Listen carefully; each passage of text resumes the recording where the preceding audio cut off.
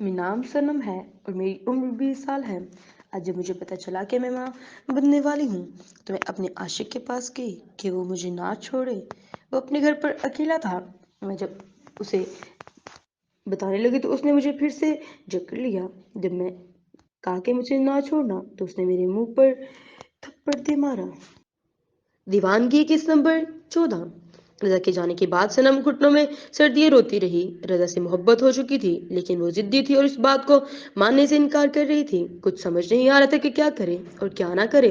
रजा कहीं सच में तलाक ना दे और उसे छोड़कर रजिया आप किससे शादी ना कर ले। लेकिन जब जब वो रजा की बातें याद करती, रजा के अब्बा मुर्तजा साहब को सलूक याद करती, उसे गुस्सा आने लगता।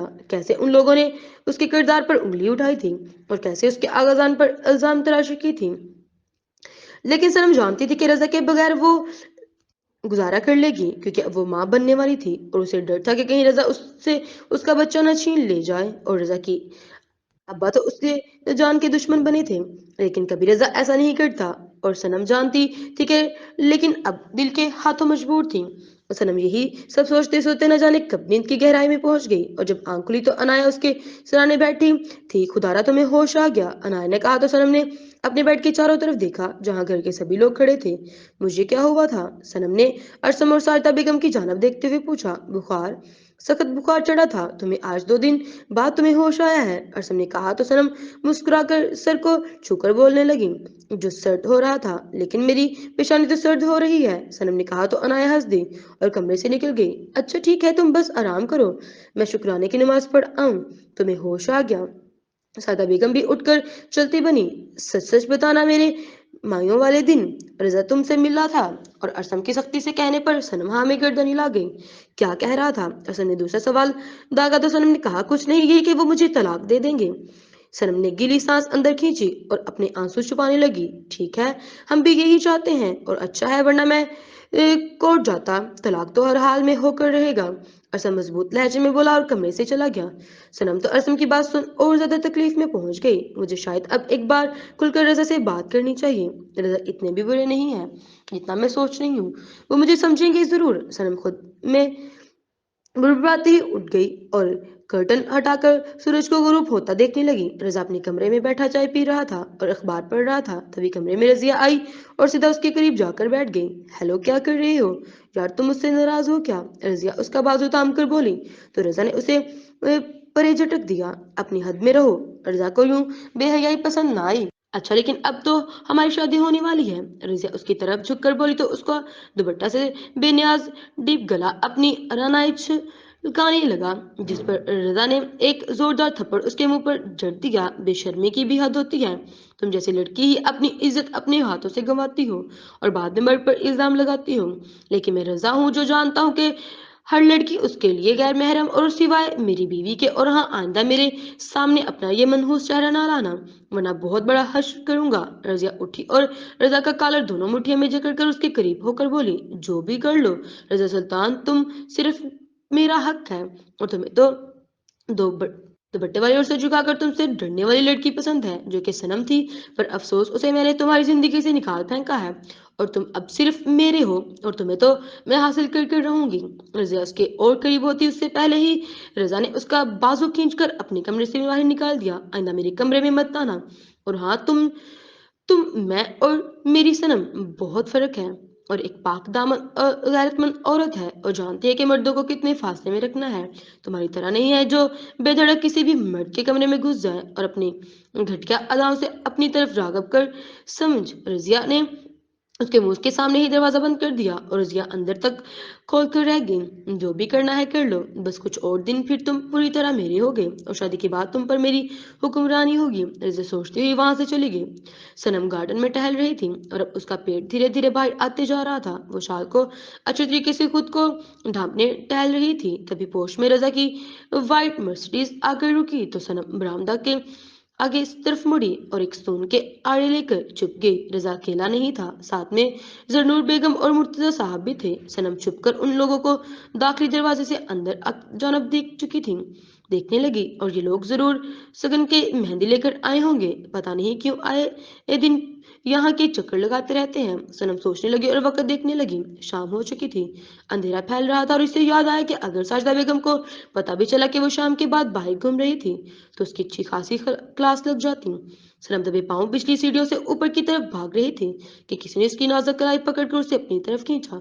सनम डर से चीखी, तभी किसी ने उसके मुंह पर हाथ रख दिया। तुम यहाँ, तुम भी आई हो?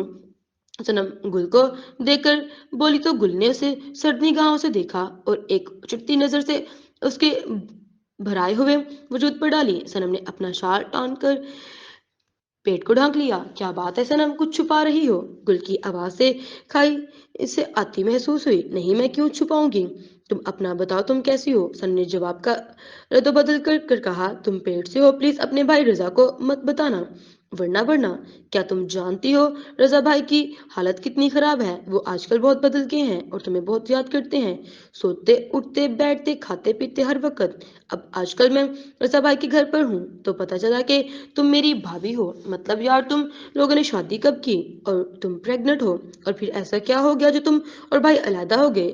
मुस्तैदी से सवाल किए जा रही थी और सनम खौफ से यहाँ वहां देख रही थी। आहिस्ता आहिस्ता बोलो, खुदारा डर लग रहा है। तुम नहीं जानती कि अगर हल्की सी भी भनक रजा को लग गई तो वो मुझे यहाँ से उठकर ले जाएंगे और मैं नहीं चाहती कि मेरी वजह से मुर्तजा अंकल और रजा में दुश्मनी हो। सनम इल्तिजा करने लगी, पागल लड़की, तुम नहीं जानती कि तुम एक तूफान को दबाए बैठी हो? रजा भाई को नहीं जानती क्या?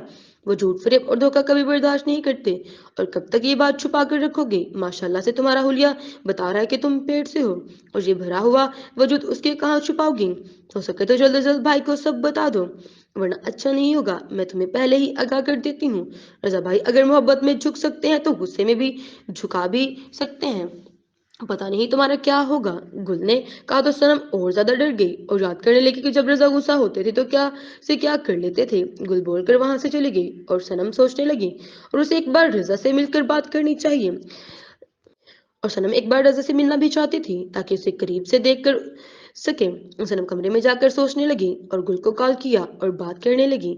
सनम को अब बातें उलझने का डर था क्योंकि सामने अरसम था और रजा, दोनों कट्टर दुश्मन बन गए थे। क्या हो गया, इतनी जल्दी में क्यों बुलाया? अरसम जैसे ही कमरे में दाखिल हुआ वो ऑफिस के लिए तैयार हो रहा था और टाई को ना करता हुआ कमरे में आया जहां गुल सनम के बिस्तर पर पैर फैलाए हुए बैठी थी। सनम कहाँ है? अरसम माथे पर बल डालकर बोला, यही है वॉशरूम में। वैसे सुनिए, मैंने आपको इमरजेंसी में फोन कर कर बुलाया है और हाँ, जरूरी बात करनी है। गुल नहुत से नाखून दांत से काट कर बोली, अच्छा जल्दी से कहो और जो बोलना है जल्दी बोलो। अरसम जल्दी से बोला, और मैं सनम को ले जाने आई हूँ। गुल ने मुख्तसर कहा, कहाँ? तुम कहाँ ले जाओगी? अपने घर। सनम से गजाला माँ बनना मिलना चाहती है, बहुत दिन हो गए होंगे माँ ने उसे देखा नहीं है। नहीं, सनम की तबीयत बोझल है और हाँ, अगर सनम से गजाला माँ मिलना चाहती हैं तो इन्हें यहाँ ले आओ, आराम से मुलाकात भी हो जाएगी और बाकी सब भी मिल लेंगे। अरसम ने साफ लफ्जों में इनकार कर दिया, आप तो जानते हैं कि अरसम भाई। गुल ने अरसम की खतरनाक नजरों से खुद को घूरता देखा तो अपनी तस्हा की और कहा, अरसम जो जी देखे ना, आप तो बेहतर तरीके से जानते हैं माँ की का दर्द बहुत है, अब वो नहीं आ सकती। प्लीज आप मुझे सनम को साथ ले जाने दें। देखिए ना, डॉक्टर्स भी कहते हैं कि बाहर की ठंडी और ताज़ा हवा खाकर बोझल मिजाज भी मुतासर हो जाते हैं, तो जाने देना प्लीज। गुल मासूम शक्ल बनाकर बोली और एड़ियों पर खड़ी होकर अरसम की टाई की नाट को बांधने लगी। ठीक है, लेकिन शाम होने से पहले लौट आना और हाँ, उसका ख्याल रखना, तुम्हारे जिम्मे पर भेज रहा हूँ। अरसम ने कहा और उसकी कलाई पकड़कर झटक दी तो दांत पीस कर रह गई। जहाली इंसान गुल अरसम की पुश्त को जुबान चुराकर बोली। सनम भी मरहूम रंग का फ्लोरल प्रिंट सूट पहनकर वॉशरूम से निकली और सर पर दुपट्टा अच्छे से टिकाकर अपनी ऊन की शाल ओढ़ने लगी। देखो लड़की, ये रिस्क मैंने लिया है और हाँ, रजा भाई से मिलकर जो भी बात करनी हो जल्दी करना, वरना तुम्हारा ये जलाद भाई हम दोनों को सूली पर लटका देगा। बहुत मुश्किल से इजाजतनामा लिया है। गुल होंठ को सुकड़ कर गोल करती उसे ऊपर से नीचे तक देखने लगी। हाँ ठीक है मेरी जान, बहुत शुक्रिया। मैंने अनाया से मदद इसलिए नहीं ली क्योंकि वो अरसम भाई की पार्टी है और मेरा कभी इस मामले में साथ नहीं देती। सनम ने कहा, ठीक है चलो अब जल्दी, वैसे भी रजा भी आज घर पर ही है। गुल कहती हुई अपना हजाब पिन करती उठी और दोनों बाहरी गेट की तरफ बढ़ी। जब हाज साहब की आवाज पर दोनों पत्थर की बनी थी। सनम कहाँ जा रही हो? کہیں نہیں انکل، بس گھومنے پھرنے۔ سنم نے بمشکل اپنی زبان کھولی۔ ٹھیک ہے بیٹا، جلدی واپس آ جانا۔ وہاں صاحب نے تنبیہ پر دونوں نے ٹرانس کی صورت میں گردن ہاں میں ہلائی اور باہر نکل گئی۔ مجھے بہت ڈر لگ رہا ہے، سنم دھڑکتے دل کے ساتھ بولی۔ اچھا تب پھر واپس لوٹ جاؤ، ابھی بھی وقت ہے۔ دیکھو سنم، میں تمہارا منہ توڑ دوں گی اگر تو نے ڈر کے قدم پیچھے کیے۔ تیرے ساتھ ساتھ میری بھی گردن پھنسے گی اور دونوں کے اچھے سے خاطر ہوگی۔ گل نے اسے دھمکی دی۔ ڈر لگ رہا ہے، آج تک جھوٹ نہیں کہا اور آج یوں چوری چھپے ملنا اچھا نہیں لگ رہا۔ او بی بی جی، آپ واپس لوٹ جائیں گی؟ کیونکہ اجازت نامہ میں نے ارسم سے لیا تھا۔ اور ہاں بیٹا، اگر رضا بھائی نے ملنا ہی نہیں تھا تو فون کیوں کر کے میرا دماغ خراب کیا؟ تیرے لیے میں نے بہت بڑا رسک لیا ہے، میرے گھر پر اور نہ ہی تیرے گھر پر کسی کو پتا ہے۔ گل گیلی سانس اندر کھینچ کر بولی۔ اچھا ٹھیک ہے، اب لیکچر مت دو، جلدی سے کیب لا۔ کیا ہوتا اگر ہم دو گھر سے گاڑی لے آتے؟ سنم نے پھر جھنجلا کر کہا۔ تو پکا مروائے گی، ایسے ہی سب تجھے بیوقوف نہیں کہتے، تو بزدل ہے، ڈرپوک ہے اور بہت بڑی والی بدھو۔ اگر گھر سے گاڑی لے کر آتے نا تو تیرا ڈرائیور سب سے پہلے ارسم کو کال کرتا کہ ہم رضا بھائی کے یہاں سے پھر دونوں مار کھاتے۔ گل کیب بک کرتی ہوئی بولی۔ سنم کا دل دھک دھک کر رہا تھا۔ تھوڑی ہی دیر بعد کیب آ گئی اور دونوں بیٹھ کر سیدھا رضا کی نجی بنگلے پر چلے گئے۔ سنم یہاں پہلی بار آ رہی تھی آج۔ گل رضا تنہائی کے عالم میں اپنے بنگلے میں ہی ہوتا تھا۔ باہری کیب سے دونوں اتری اور سنم نے بھاڑا دیا اور اندر کی طرف چل دی۔ گل کو دیکھ کر گارڈ نے سلام کیا اور سنم اس کا ہاتھ تھام کر اندر چلی گئی۔ تو اندر جا، میں یہیں بیٹھی تیرا انتظار کروں گی، گل نے لان میں لگے کرسی پر بیٹھتے ہوئے کہا۔ اور یار اتنے بڑے بنگلے میں کیسے جاؤں گی؟ اور تو بھی چلنا کمپنی دینے کے لیے، مجھے بہت ڈر لگ رہا ہے، سنم بولی۔ تو گل نے آنکھیں چھوٹی کر کے اسے دیکھا اور ہنس کر بولی۔ نہیں نہیں، میں نہیں جاؤں گی، میں کیا کروں گی اندر جا کر؟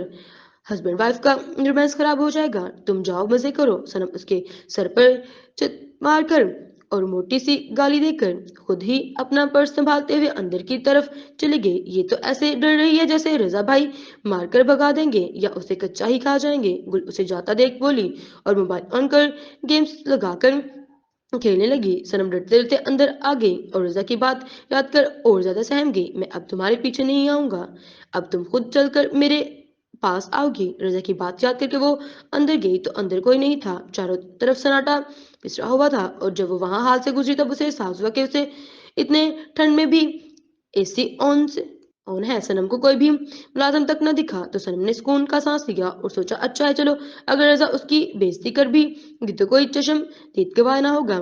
سنم چاروں طرف سے چہل قدمی کر رہی تھی۔ بنگلہ اندر سے بہت زیادہ بڑا اور نئے طرز سے ڈیزائن کردہ تھا۔ ہر چیز بہت ہی خوبصورت تھی اور سلیقے سے اپنی جگہ سیٹ تھی۔ سنم کو پیاس لگی، حلق میں کانٹے چبھ رہے تھے۔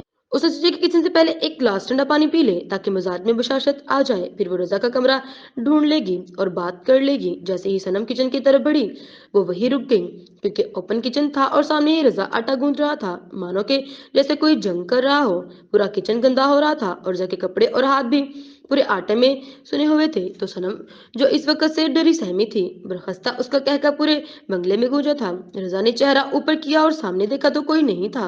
ابھی تو ہنسنے کی آواز آئی تھی، کوئی لڑکی تھی۔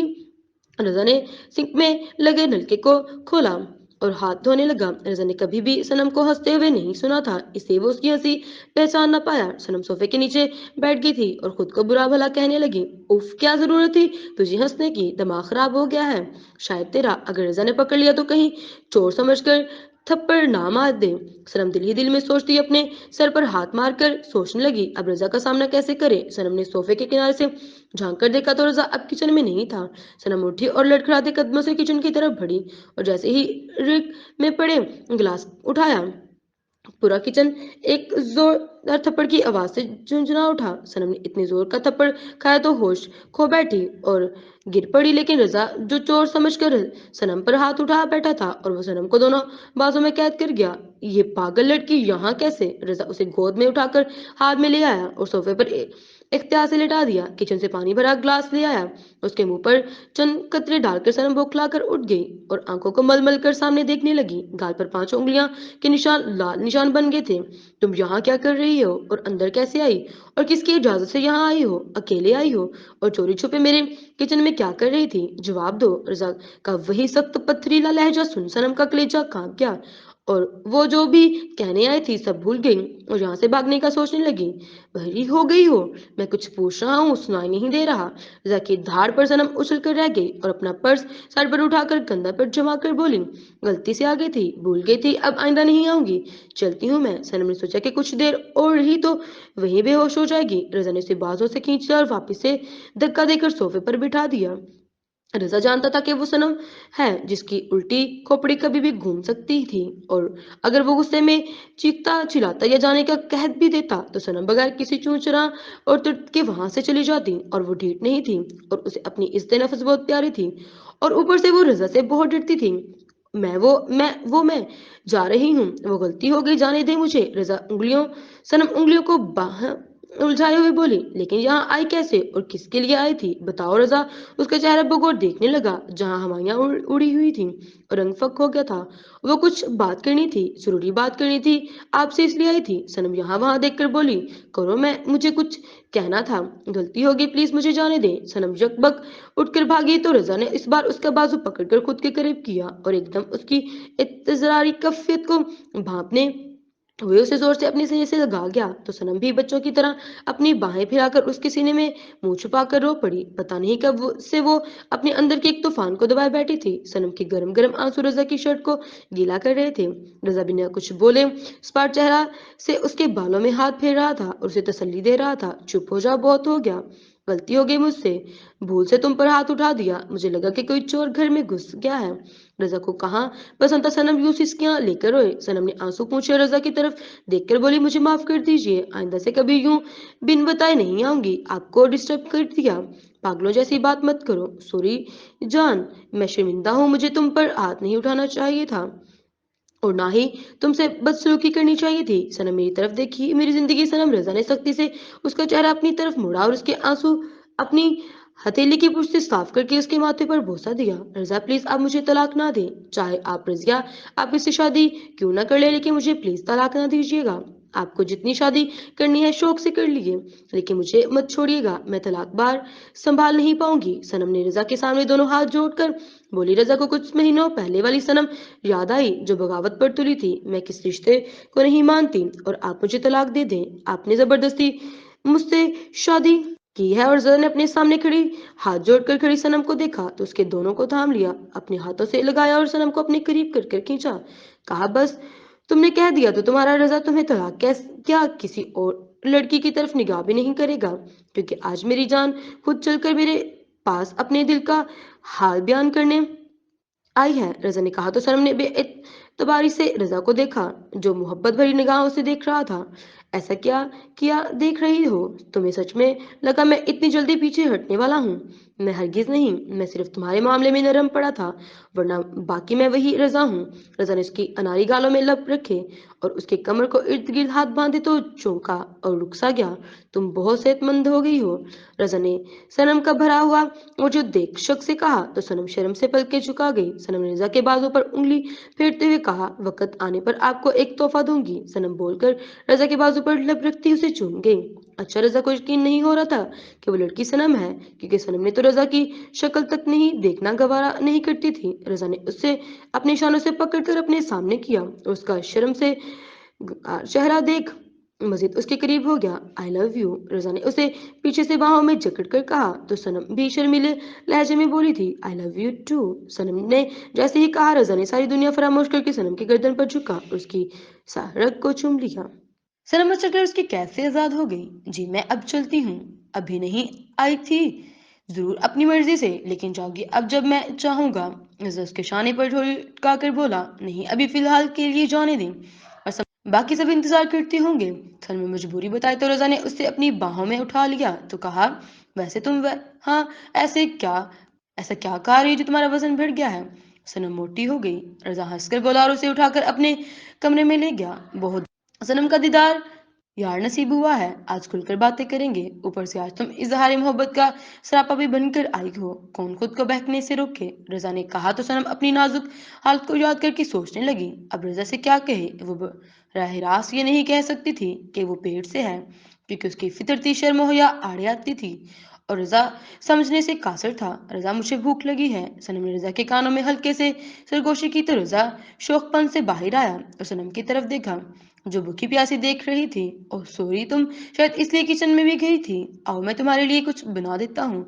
रजा ने कहा तो सनम ने सुख का सांस लिया। तभी सनम संभलती रजा उसे बाहों में गिराता हुआ उसके बालों में उंगलियां फंसाकर उसके लबों को धीरे से चूम लिया और अपने साथ लगाते हुए उसे किचन ले गया। अस्सलाम वालेकुम जी, तो ये रही किस्त। और कल बड़ी जल्दबाजी लिखा, क्योंकि मैंने जो किस्त लिखी थी वो डिलीट हो गई थी और मुझे डबल मेहनत करनी पड़ी और दोबारा लिखनी पड़ी। तो खैर बताइए किस्त कैसी लगी और अब आगे क्या होगा?